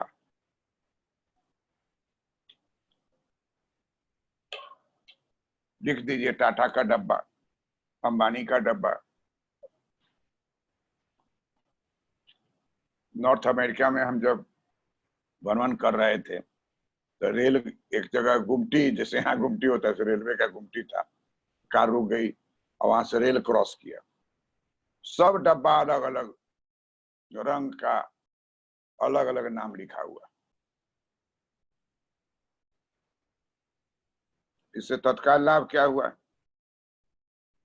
कि डब्बा आपका है, आपके फैक्ट्री में रेल का लाइन बिछा रहेगा, स्टेशन से लेके वहां तक का, और आप सामान बनाए, पैक किए और रेल के डब्बा में ला दे। बार बार इधर उधर उठा पटक करने की जरूरत नहीं है, उसी में स्टैक करते चले गए। जब भर गया उसको बंद किए, सील किए, दूसरा, तीसरा, चौथा, पांचवा, उसका रेल आया और खींच के लेके चला गया। डब्बा का कॉस्ट बहुत ज्यादा है जो सरकार को बियर करना पड़ता था, तो कमी हो जाती थी। 30 दिन तक लाइन लगाना पड़ता था। कैसे रेलवे का सीट कम है और आदमी ज्यादा है, खुलेगा, कहेगा खत्म हो गया। स्टेशन पर लंबा लाइन लगा हुआ है, खुला, थोड़ी दूर चला जाएगा क्लोज, क्योंकि पूरे ऑल इंडिया में बिक रहा है टिकट, कहीं से कोई खरीद लेगा। इसलिए ये जरूरी है कि देश में रेल का डब्बा इतना बने, लगातार बने, जिनको ज्यादा जरूरत हो ज्यादा बनवावे, और वो उन्हीं के डिस्पोजल पर रहेगा, कोई दूसरा उसका उपयोग नहीं करेगा। उन्हीं के यहाँ लगा रहेगा, एक ट्रेन लगा हुआ है, एक ट्रेन गया हुआ है, फिर एक ट्रेन लगा हुआ है, एक ट्रेन लगा हुआ है। इस तरीके से मालगाड़ी जो विभिन्न क्षेत्रों से सामान को ढोएगी। तो ये अचानक ऐसा कानून आ गया, तो जिसके पास अतिरिक्त धन होगा वो धड़ से अपना डब्बा बना लेगा, उसका सामान जल्दी जाने लगेगा। इस अनिश्चितता को दूर कर देगा डब्बा बना के। तो अनिश्चितता को जो सफलतापूर्वक झेल जाए, अनिश्चितता को सफलतापूर्वक जो झेल जाए, उसी को लाभ की प्राप्ति होती है। इसी को अनसर्टेनिटी थ्योरी ऑफ प्रॉफिट कहा जाता है। इसी को मॉडर्न थ्योरी ऑफ प्रॉफिट कहा जाता है। बराबर याद रखिए कि जो थ्योरी पूछ रहा है उसको लीजिए, अब बाकी जो थ्योरी आपको याद है वो आलोचना में डाल दीजिए। अब अनसर्टेनिटी थ्योरी आप लिख रहे हैं तो आलोचना में रिस्क थ्योरी आ जाएगा, आलोचना में इनोवेशन थ्योरी आ जाएगा।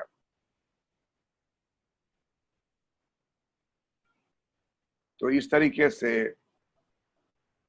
लाभ का सिद्धांत होता है। लाभ का सिद्धांत जो है, एक और सिद्धांत है जिसका नाम है वाकर।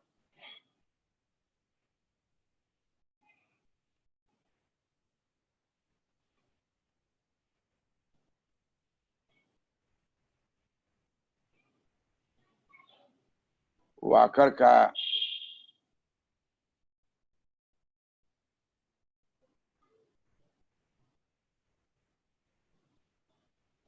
लगान, वाकर का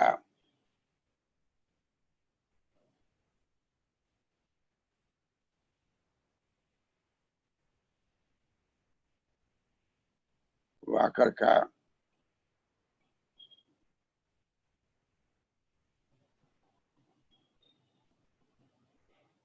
लाभ का लगान सिद्धांत, लाभ का लगान सिद्धांत। हम लोग सभी जानते हैं कि वाकर का लाभ सिद्धांत जो है वो लाभ का लगान सिद्धांत। हम लोग पढ़े हुए हैं रिकार्डो का लगान सिद्धांत। रिकार्डो के लगान सिद्धांत में हम लोग क्या पढ़े थे कि 3 तरह का भूमि है, एक ए भूमि है, दूसरा बी भूमि है, तीसरा सी भूमि है। तो इस तीनों का भूमि नहीं नाम दे करके दे दीजिए उद्यमी। भूमि का नाम नहीं दे दीजिए, उसका नाम दे दीजिए उद्यमी।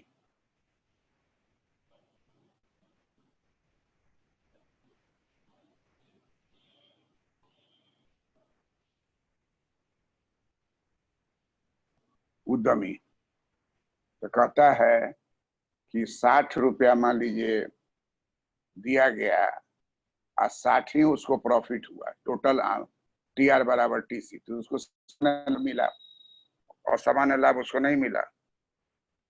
लेकिन एक उद्यमी जो है उसको 60 दिया गया, लेकिन उसकी कमाई जो है 60 नहीं होकर के 80 हो गया। मतलब कि इस केस में TR जो है ग्रेटर देन TC हो गया, इस केस में TR is equal to TC है। तो इसको कोई असामान्य लाभ नहीं मिला, इसको जो है असामान्य लाभ मिल गया। कितना मिल गया इसको?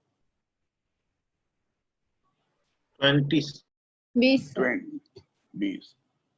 अब कहता है कि 60 जो है इसको भी मिला उद्यमी को, लेकिन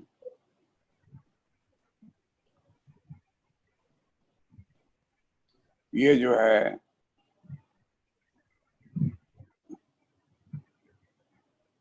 $60 मिला, लेकिन ये कमाया ज्यादा।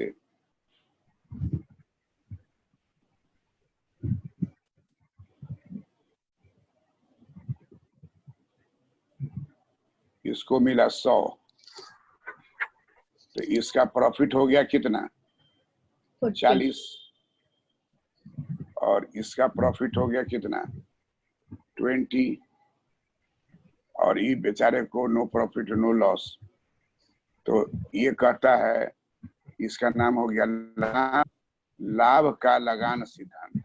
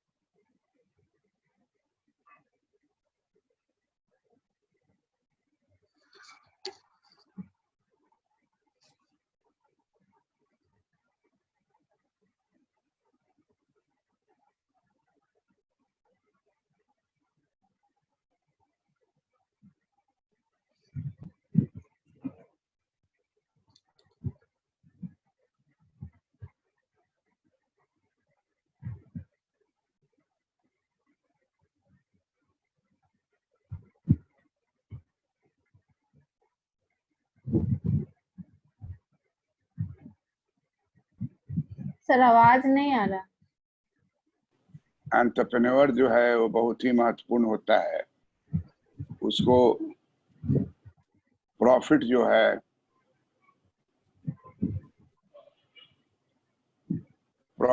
है यहाँ जो प्रॉफिट का सेंस जो है वो सुपर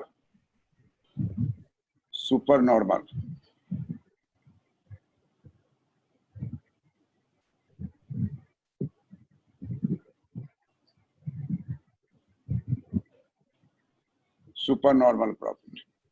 सुपर नॉर्मल प्रॉफिट जो है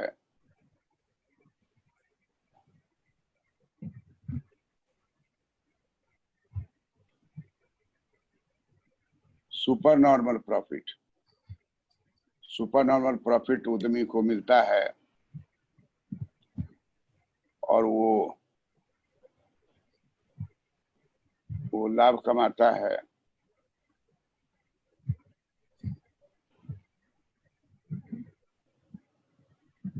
तो लाभ जब भी बोला जाता है तो सुपर नॉर्मल प्रॉफिट के ही सेंस में बोला जाता है, लाभ ही बोला जाएगा। सुपर नॉर्मल प्रॉफिट स्पेसिफिक कहीं लिखना होगा तो वहां लिखेंगे। और न लाभ न हानि, TR इज इक्वल टू क्या बोलते हैं? TR इज इक्वल टू को बोलते हैं, TR is equal to TC को क्या बोलते हैं?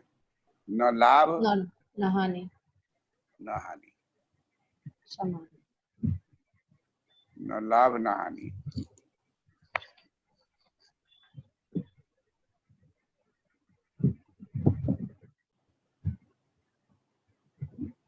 न लाभ न हानि। तो कहता है कि एक्चुअली इकोनॉमिक्स में TR बराबर TC जो है उसको मान लिया गया है कि ये रहेगा तो भाई चला लेगा वो, नहीं एक्स्ट्रा कुछ नहीं उसको मिल रहा है। तो अल्पकाल में हर उद्यमी का उद्देश्य होता है असामान्य लाभ कमाना। और इसलिए देखिएगा असामान्य लाभ कमाने के लिए पानी बेचने लगा। हमारा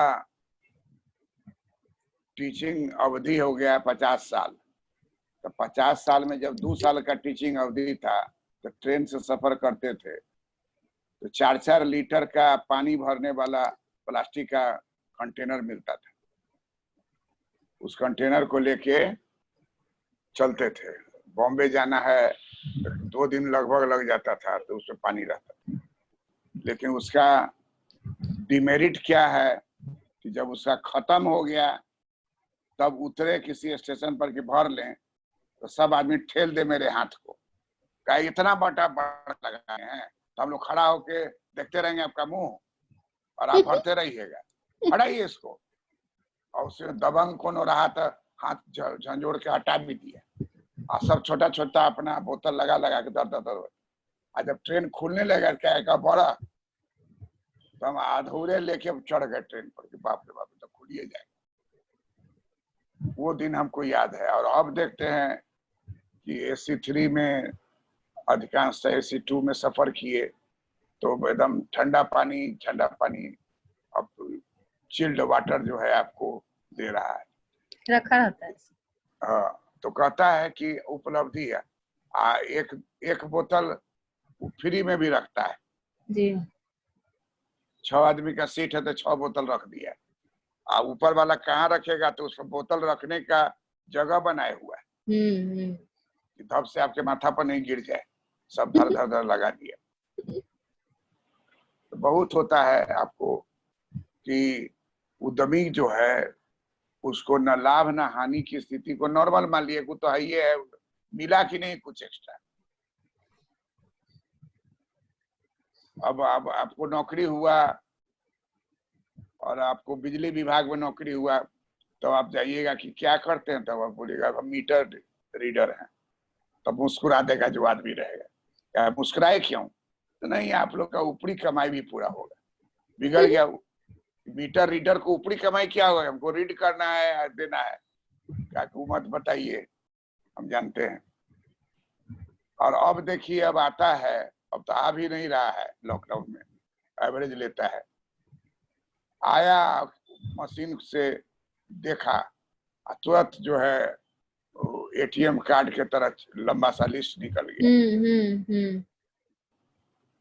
अब कुछ दिन के बाद वो आवेगा, लिस्ट निकलेगा और तुरंत आपका एटीएम कार्ड लेके उसमें स्वाइप करेगा और पेमेंट हो जाएगा। देखिएगा वो आ जाएगा बहुत जल्दी। जितना डिजिटल होता जा रहा है, तो इससे, क्योंकि देखे हैं कि म्युनिसिपैलिटी का जो प्रॉपर्टी टैक्स देते हैं, तो दरवाजे पर आया हुआ था और उसका टैक्स का रुपया लिया और तुरंत वो रसीद जो है प्रिंटेड निकाल के दे दिया। कैसे लिया, लेकिन स्विच दबाया तो रसीद निकल गया और दे दिया। तो इस तरीके से हम लोग क्या पाते हैं कि अर्थव्यवस्था में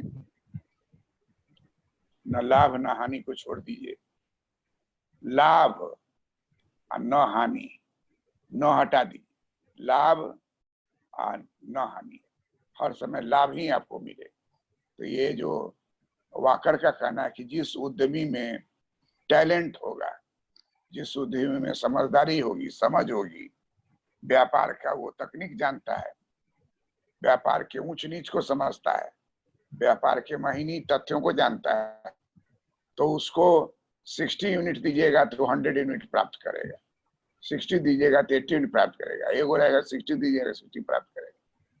तो वाकर का कहना है कि profit is due to the difference of talent,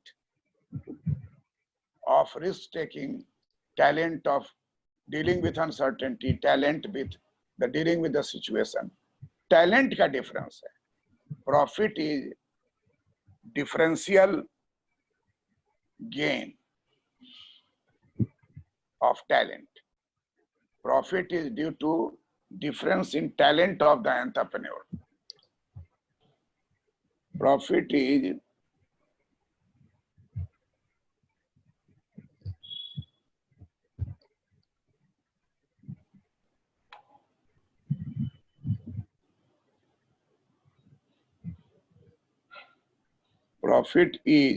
to the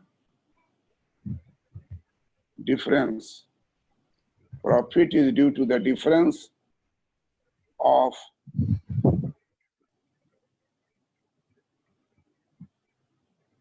talent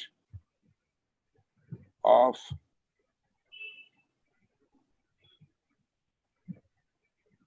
entrepreneurs. Difference of talent of entrepreneur. Profit is due to the difference of talent of entrepreneur. ये वाकर का प्रॉफिट सिद्धांत।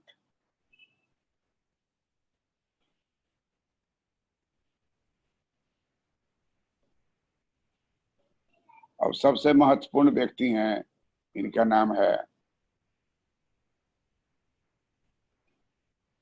Karl Marx.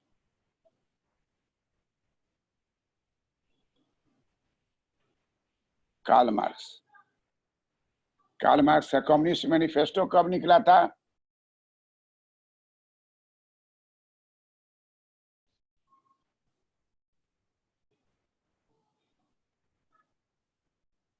Sunita, Karl Marx का कब निकला था communist manifesto? 1867 में sir, याद नहीं। 1867। दास कैपिटल था 1867। दास कैपिटल जो है वो 1867 है। और कम्युनिस्ट मैनिफेस्टो कब है? 1848 है sir. 1848।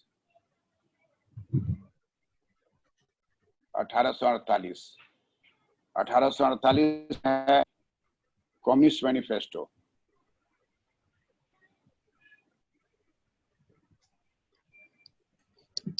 Communist manifesto, communist manifesto जो है वो 1848 और दास कैपिटल है 1867।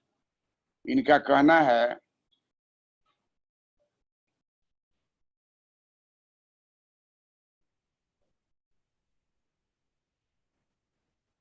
Profit is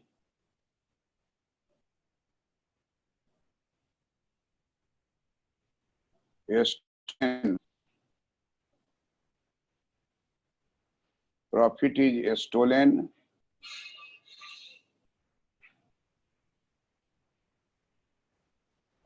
labor reward.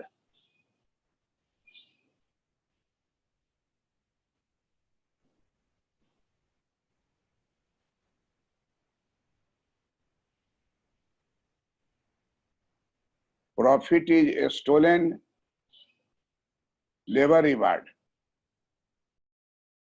श्रमिकों की कमाई को का चुराया हुआ धन है। प्रॉफिट क्या है? चुराया हुआ धन है। मजदूर को 8 घंटा काम कराता है, अब पेमेंट देता है 5 घंटे का, मतलब 3 घंटा जो है उसका कमाई खा जाता है। कहता है कि मजदूर जो है को पैसा दिया, एम दिया, तो काम किया, काम करके कमोडिटी पैदा कर दिया। कमोडिटी को जब बाजार में बेचा तो उसको मिला M1। कितना मिला? M1। तो M से बड़ा होता है M1। हो गया, नाम इसको दिया जाता है सरप्लस वैल्यू।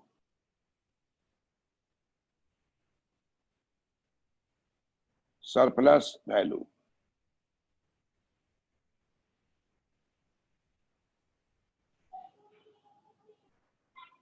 Surplus value.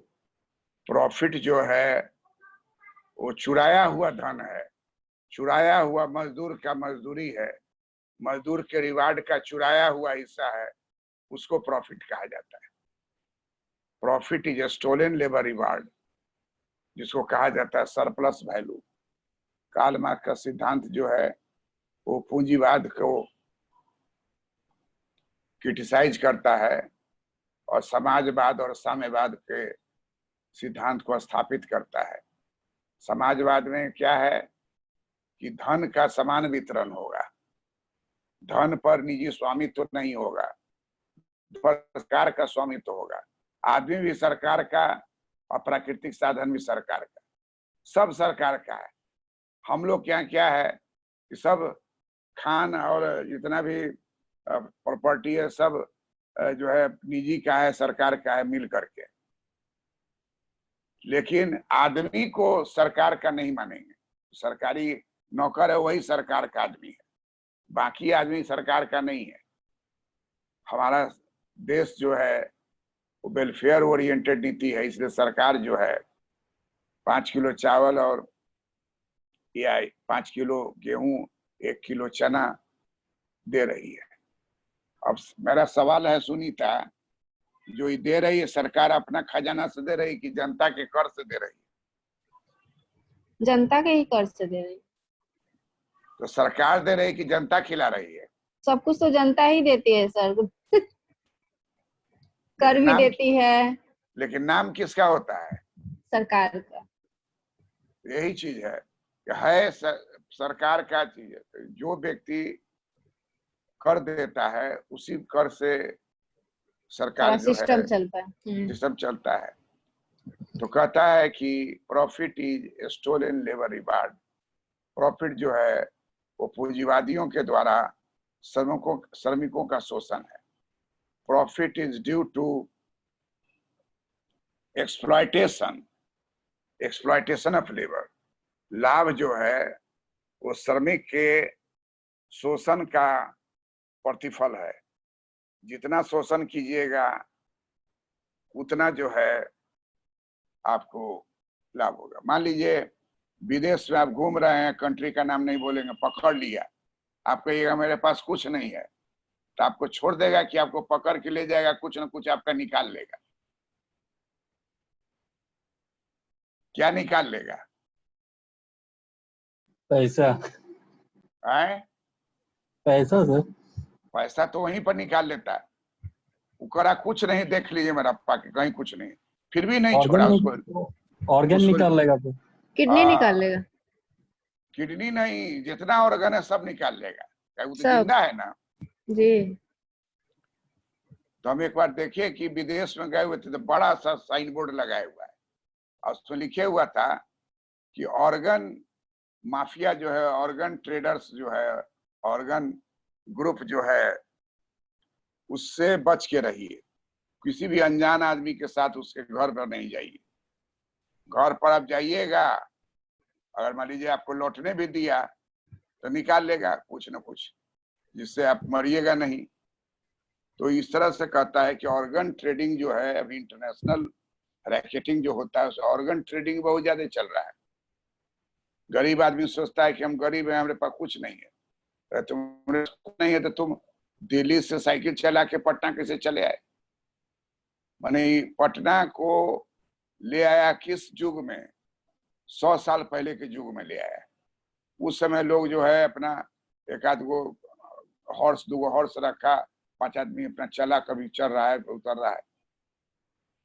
व्यापारी सब तो हॉर्स पर ही सामान लेकर के जाता था, कहीं के पर खच्चर या गधा पर भी लेके जाता था, और साथ साथ आदमी चल रहा है, झुंड में चल रहा है। फिर भी उसमें कहीं पर डकैत आ गया तो लूट लिया, नहीं लूटा तो जगह जगह चुंगी देता जाता था। और सोचिए ना कि पटना से आप चले, आरा पहुंचे तो वहां पर दूसरा राजा है, वीर कुंवर सिंह। उससे आगे निकले तो बनारस आया तो बनारस के राजा हैं। थोड़ा सा आगे गए तो अवध आया तो अवध के राजा हैं। आगे पड़े लखनऊ तो लखनऊ का नवाब है। सब जगह आपको कर देना है, तब आप पहुंच पाइएगा जहां आप जाना चाहते हैं। कितना हम लोग खुशनसीब हैं जो हम लोग जन्म लिए तो भारतवर्ष आजाद था। हम लोग जन्म लिए तो भारतवर्ष में यूनियन ऑफ स्टेट्स का कंसेप्ट आ गया। और सोचिए कि 656 महाराजा था। अगर आप चक्कर लगाइएगा पूरे भारत का तो 656 जगह पर आपको चुंगी देना पड़ेगा, नहीं देने पर कारागार में डाल देगा। उसका अपना सिपाही था और हर राजा का अपना फौज रहता था। उसी में जो कमजोर राजा है उसका कमजोर फौज है, जो ताकतवर राजा है उसका फौज ज्यादा है। जैसे ही बारूद का आविष्कार हुआ और अंग्रेज के पास राइफल और तोप आ गया तो हमारे यहाँ का सब राजा सटक गया, 1-2 को छोड़कर। आप उसके सामने झुक गया।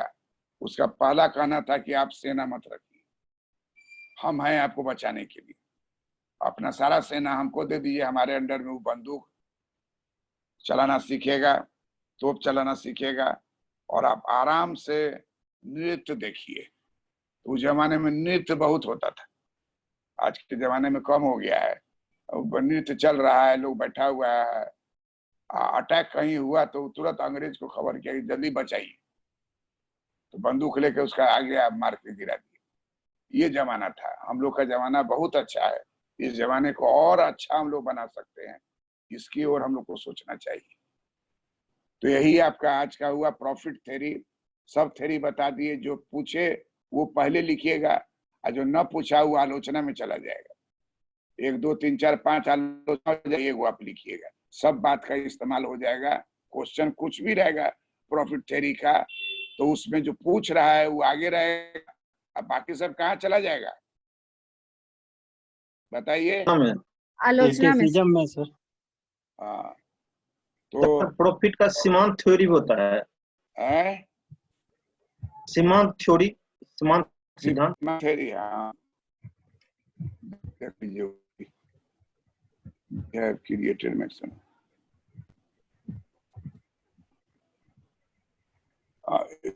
इसमें सीमांत थ्योरी के बारे में कहता है, उसको कहता है marginal productivity. Marginal productivity is equal to profit. ये हम लोग मार्जिनल प्रोडक्टिविटी थ्योरी पढ़ेंगे, उसको डिटेल में कर देंगे चित्र के साथ। यहाँ इतने जान लीजिए कि जेबी क्लार्क ने कहा कि प्रॉफिट का कारण होता है उसका मार्जिनल प्रोडक्टिविटी। जितना उसका मार्जिनल प्रोडक्टिविटी होगा उतना ही केवल उसको प्रॉफिट मिलेगा। Profit is equal to marginal productivity. Marginal productivity कैसे निकालेंगे? Total productivity n minus total productivity n minus 1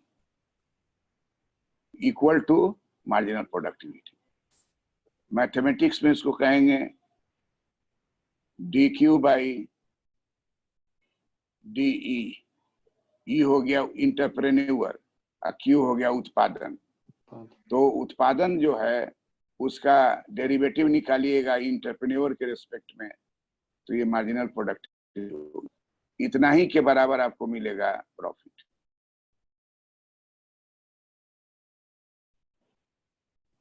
हम लोग मार्जिनल प्रोडक्टिविटी थ्योरी में इसको पढ़ेंगे। That's all. प्रणाम sir. And meeting for all.